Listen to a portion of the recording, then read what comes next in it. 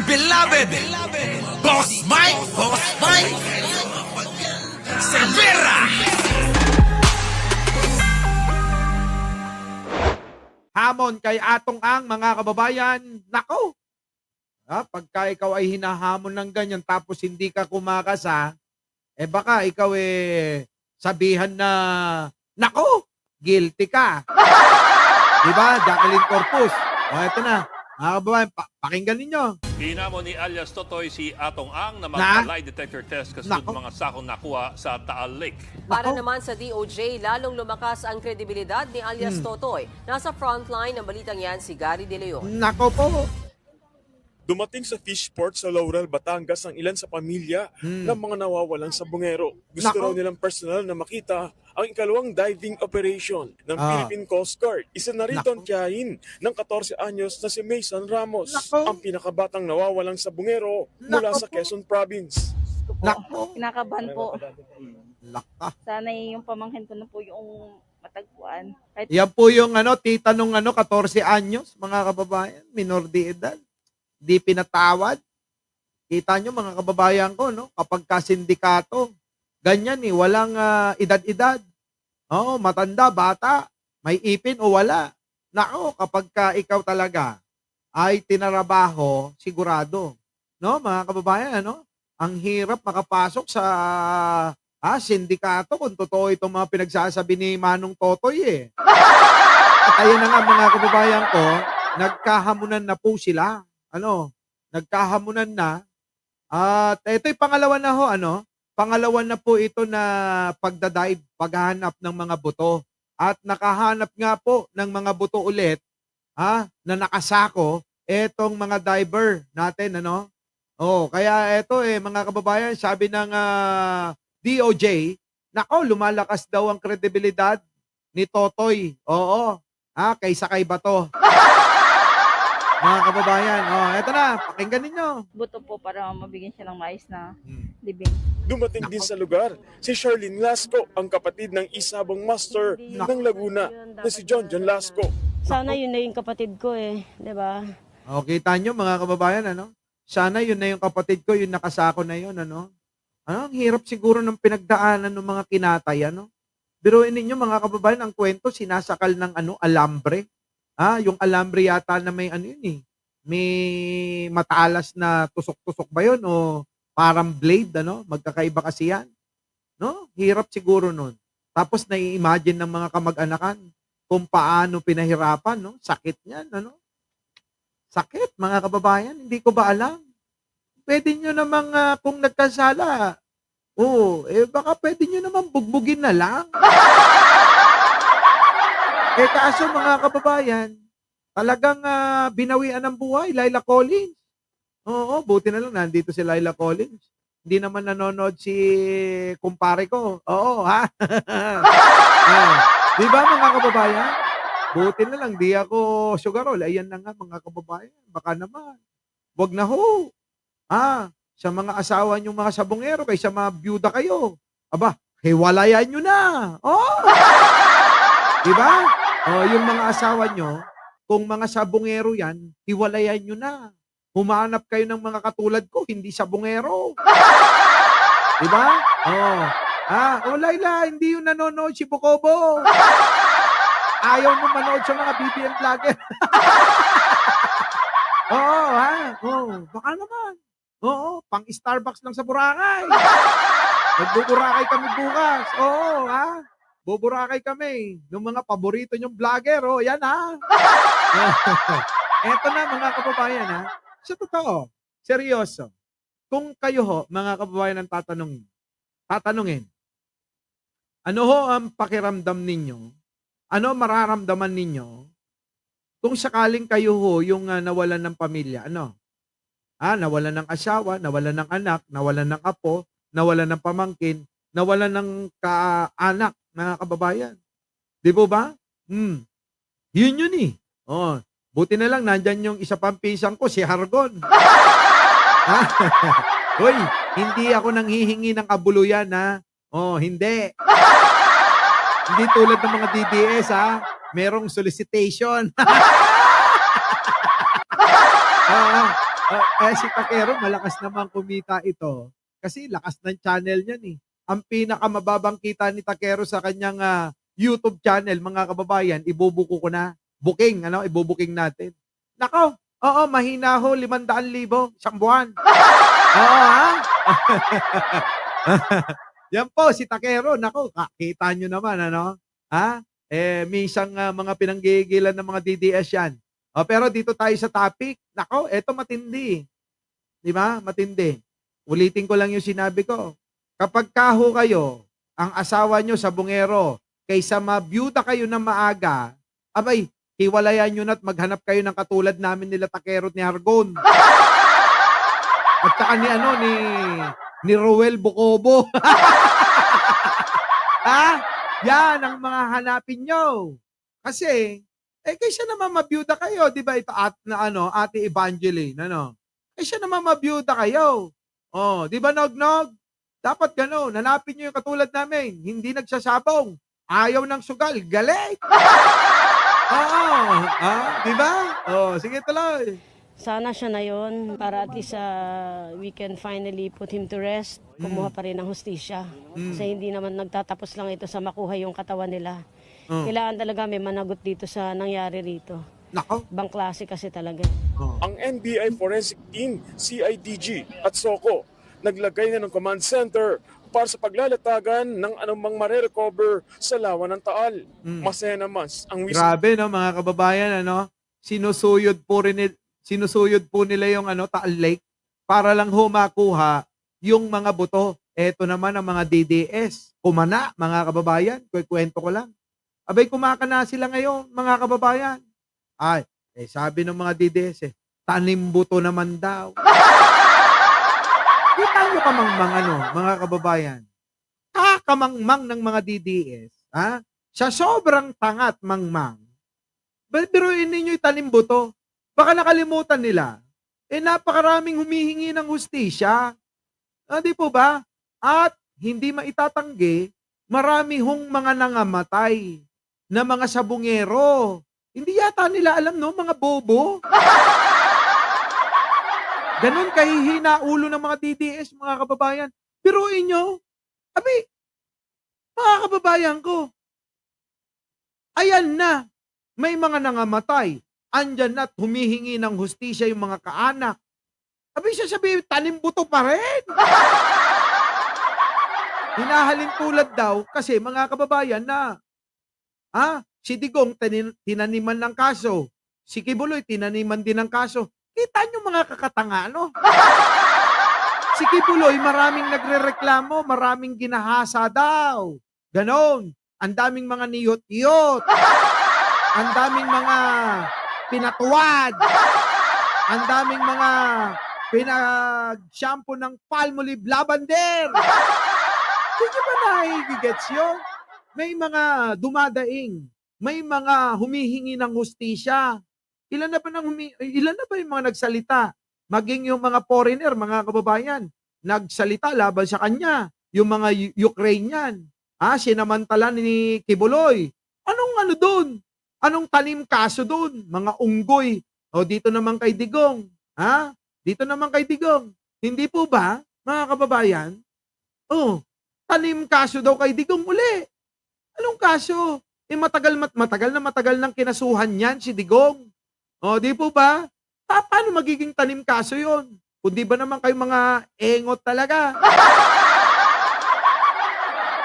Kayo kaya sumubok ng patuwarin ni Kibuloy.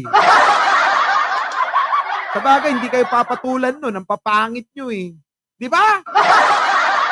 Okay lang sana. Kung ang mga itsura kamukha ni Mima. Kapag kamukha ni Mima, baka talo-talo pa kay Kibuloy yan. Di ba mga kababayan ko? Si Digong. Magpasalamat na lang kayo, hindi kayo sinama. Dahil yung mga kinatay ni Digong, kamukha nyo lahat eh. Di ba?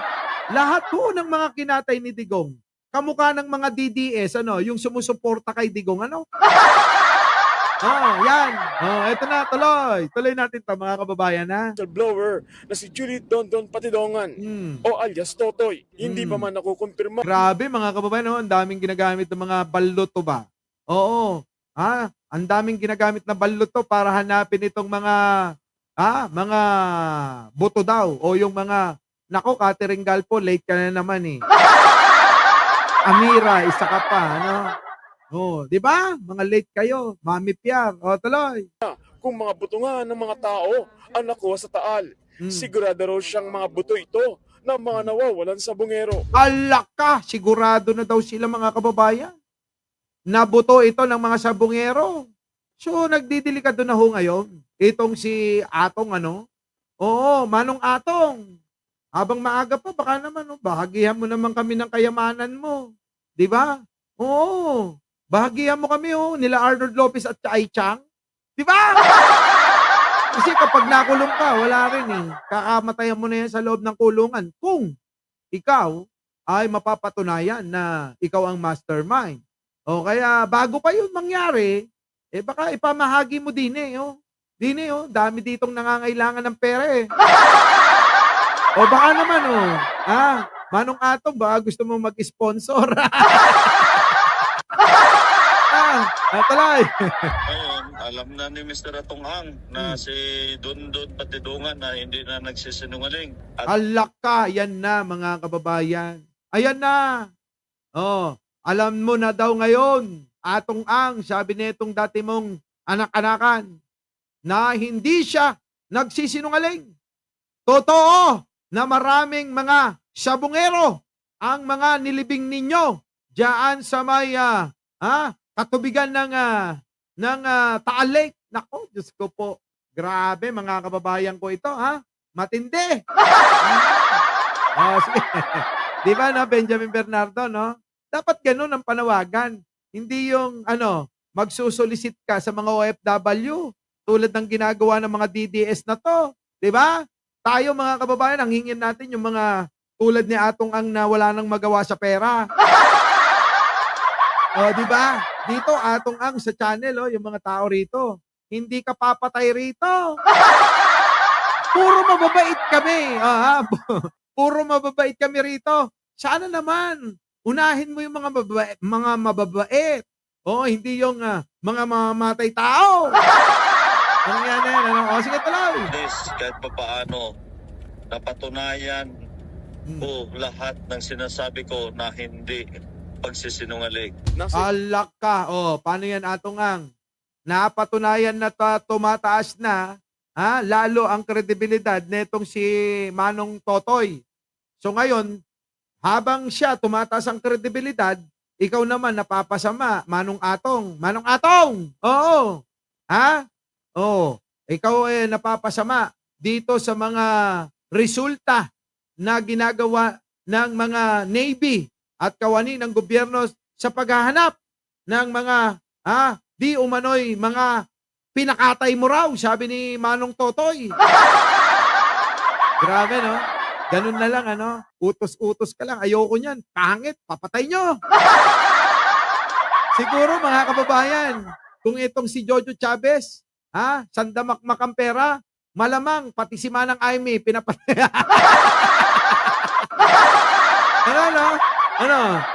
Ano kaya kung ganun tayo, mga kababayan, sandamakmak ang pera natin, wala tayong magawa. Pag hindi natin type yung itsura ng makakasalubong natin, sabihin natin sa mga bodyguard natin, ayoko ng itsura nito, pangit, patay nyo!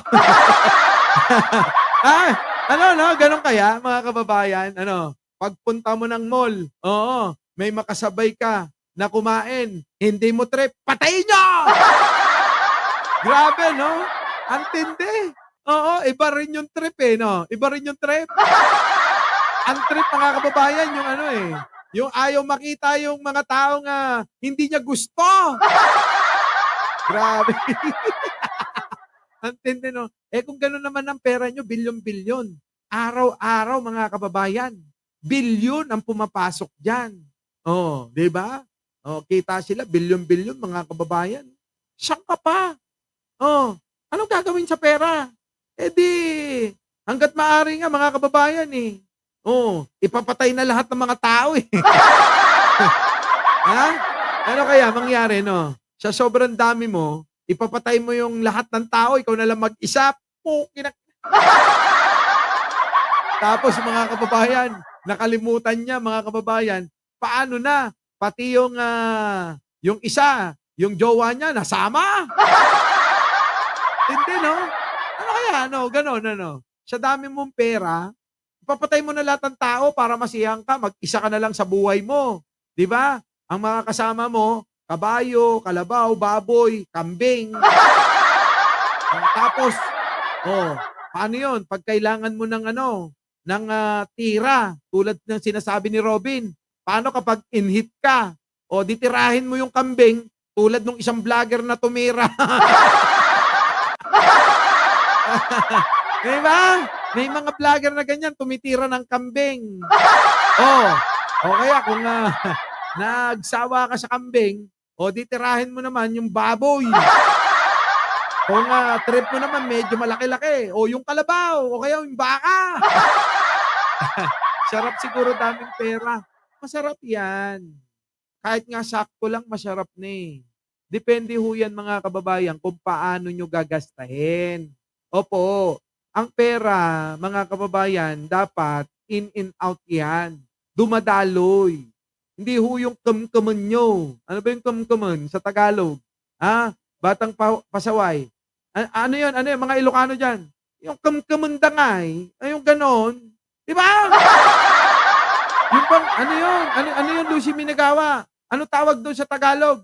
Ay kamkaman dati kwarta nga kastane. Di ba? So yung mga kababayan ng pera, hindi dapat ganon, tuloy-tuloy lang. Ganon, no? Itago ba yun? Kamkaman. Kamkaman? Hindi, may tawag dyan. Kamkaman. Yung halos hindi na mailabas yung pera sa kamay ninyo. Hindi ho ganon, mga kababayan. Ang pera tuloy-tuloy lang. Para kapag yung agos sa inyo, tuloy-tuloy din. Hindi yung tulad niyan. Hinigpitan nyo, hinamkam nyo. Baga ni Apo, dahil ikaw ay masyadong mahigpit sa pera, bibigyan kita ng pagkakagastahan. Yung, kita nyo, mga kababayan, tignan nyo yung mga tao na sobrang yayaman. Pansinin ninyo mga sakit niyan. Di ba? Matindi, di ba? Sige tuloy. Sandaang katawan ng sabungero raw ang maaaring makita sa lawa. Nako! Bukod sa Taal Lake, sinunog daw ang mga sabungero at Nako! umabaon sana sa AA Cobra Farm sa Santa Cruz, Laguna. Nako! Pero hindi pumayag si alias Totoy. Laka, sinusunog pa mga kababayan. Matapos napatayin, sinusunog. Mga kababayan ko, sinusunog Tindi, no? Brutal, no? Brutal, mga kababayan. Manong Atong naman. Kung ikaw talaga ang mastermind, baka naman aminin mo na. Oo, aminin mo na. At magsisi ka sa iyong kasalanan. Hindi pa huli ang lahat. Oo. Hindi pa huli ang lahat para sawayin ni Jen Angeles yung aso tumatahol. Di ba? Atong ang para sa iyo ito. Kung sakasakali na totoo itong binibintang sa iyo, baka naman po pwede aminin nyo na para hindi na humahirapan yung mga tao sa paghahanap ng katarungan. At sa mga pamilya naman ng mga biktima, baka naman, siguro sabihin nyo na sa kanila yung totoo. Di ba? Baka naman pwede nang bigyan nyo ng tag-1 bilyon. Kung tag-1 bilyon yan, mga kababayan, magkano yun? Kung 100 sabungero, 100 bilyon bigay mo. Pero sana, maisip mo na huwag ka nang umulit sa mga ganyang gawain at pagdusahan mo ng gusto. Di po ba mga kababayan? Humingi ka ng tawad sa ating amang lumikha. Magsisi ka sa iyong kasalanan. Tulad ng ginawa ni Barabas at ni yung isa, Echas. Sorry naman sa mga kumakain. Di ba? Di kaya, ito, tanong ko lang sa inyo. Huwag kayong mga ipokrito diyan ha, at huwag kayong ipokrita ha. Tanong ko lang, kung sakali kayo yung pamilya na nawalan, tatanggapin nyo ba ang 1 bilyon kapalit ng pananahimik ninyo, mga kababayan? Ha? Ha? Tatanggapin nyo ba? Ikaw, Catherine Galpo. Ikaw, Jojo Chavez. Ikaw, Ronald. Ikaw, Heidi Pantino. Ha? Ikaw, Arnold Lopez. Ikaw, Linda Vidal. Primo. Tanong ko, tatanggapin nyo ba, Paymura, yung 1 bilyon kapalit ng pananahimik ninyo? Sa mga tatanggap, wag na kayo maya. Press 1. Sa mga hindi, dededmahin yung 1 bilyon. Ano? Dededmahin yung 1 bilyon, ha? Bilyon, hindi milyon. Bilyon. B. Baboy. Ha? Baboy. Mga kababayan, tatanggapin nyo, hindi. Oy, alaka. Uy, dami naman palang tatanggap. Daming tatanggap, ha? Dami! Baka. Sige tuloy. Mula sa negosyante si Atong Ang na itinuturo niyang mastermind. Magpalay detector kami kung Nako. totoong nagsisinungaling ako. Sa panayam naman ng One Balita Pilipinas kay Justice Undersecretary Raul Vasquez, sinabi niyang mas lumalakas ang kredibilidad ni alias Totoy dahil magkatugma ang testimonya niya at mga ebidensya. Ayan na nga, Atong. Kaya malakas ang loob nito na maghamon. Kasi yung mga sinasabi niya tumutugma na sa mga nagiging resulta. 'Di ba? Pakalat ka na ng pera ng marami, bigay mo na sa mga pamilya. Magpakulong ka kahit mga man lang 10 taong. 'Di ba mga kababayan? Payag kayo? 10 taong kulong at saka tagi 1 bilyon. Payag kayo? Eto na, meron ng kondisyon. Halimbawa lang ha. Payag kayo. Magpapakulong si Atong ng ng 10 taon at bibigyan pa kayo ng tagi 1 bilyon. Payag? Maganda na yan ha. Mukhang maganda-ganda ng laban yan. Papayag kayo. 10 taong kulong at 1 bilyon ang ibibigay. Kita nyo. Mga 100 bilyon yun. Yung ilalabas ni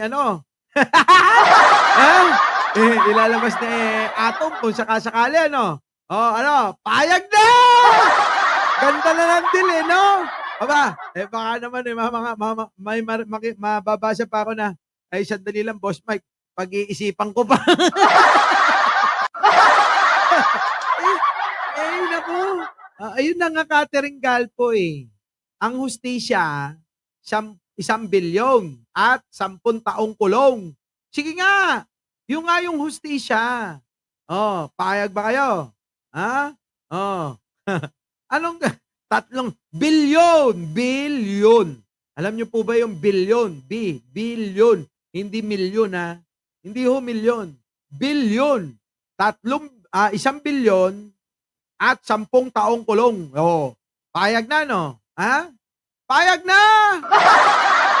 Pag-iisipan pa raw. Pag-iisipan pa! Eto, mga kababayan ko, baguhin natin. Nasa harap nyo na. Ha? Nasa harap nyo na ang 10 bilyon. Mga kababayan, yung ay 1 bilyon. Yung 1 bilyon, baka hindi pa magkasya yung pera sa kotse. Mga kababayan, ulitin ko. Yung pera na tag-1,000, yung 1 bilyon, baka hindi pa magkasya sa loob ng isang kotse. Ganyang karaming pera. Nasa harap nyo na. Tapos sasabihin, sige ho, at magpapakulong na po ako ng 10 taon. Eto na ho yung pera.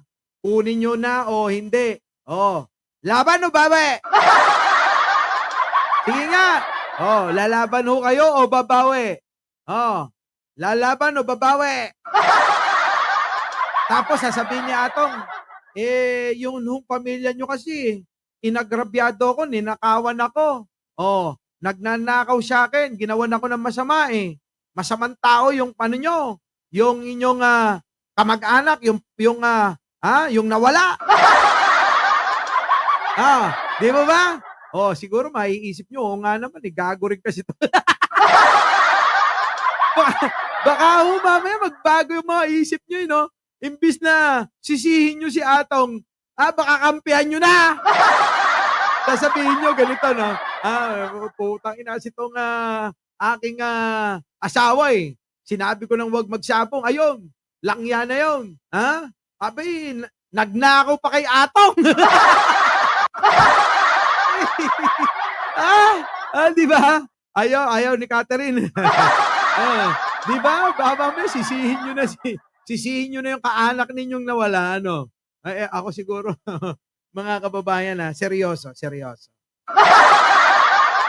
Depende siguro sa katayuan ng buhay, ano? Kung ako naman, halimbawa, no? Kung aalokin, at kahit papano, hindi naman ako naghihirap. Kahit papano, meron naman tayong pera, no? Abay, mahalaga pa rin yung hustisya. Di ba? Pero, mga kababayan ko, pag uwi ko, isipin ko uli yun. Daming nabibili nun, 1 bilyon, mga kababayan. Sa 1 bilyon, meron ka ng mansyon. Meron ka ng ilalatag na siguro kahit mga 10 sports car. 10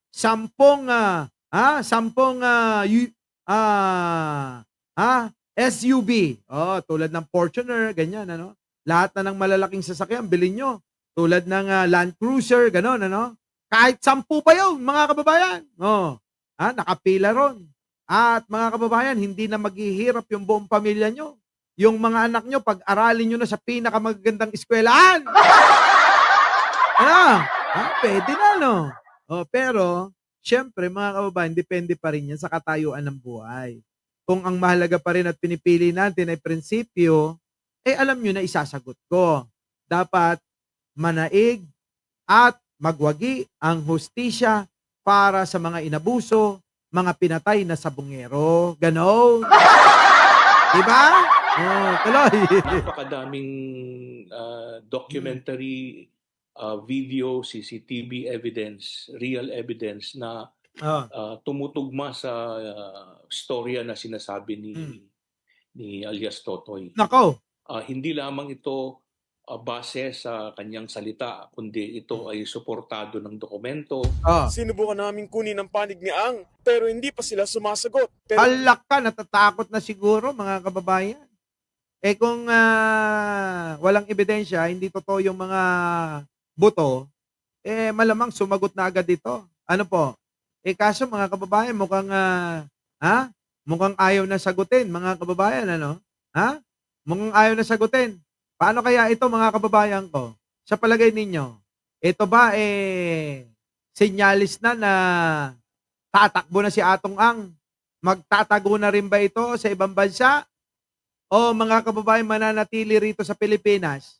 At magtatago rin sa ilalim ng lupa? Nako, Atong Ang, delikado ka na. Ako naniniwala ako, mga kababayan. Delikado na ho si Atong Ang. Mukhang tutumbukin na ng mga kaso dahil umaayon na ho sumasakto na ho yung pong mga tinutukoy ni Manong Totoy na mga sabungero daw nandoon nakalibing sa Taal Lake. Ano po, mga kababayan? Yan tumutugma na Paano yun? Ang hirap ng buhay ng ganyan. Malayo sa mga minamahal. Ang ganda-ganda pa naman ni Sunshine. Baka bumalik kay Cesar. Di po ba, mga kababayan ko? So kayo, ano ang masasabi nyo dyan, mga kababayan? Ano masasabi nyo? Siguro, no? Ganun na mangyayari, no? Our beloved Boss Mike Cervera.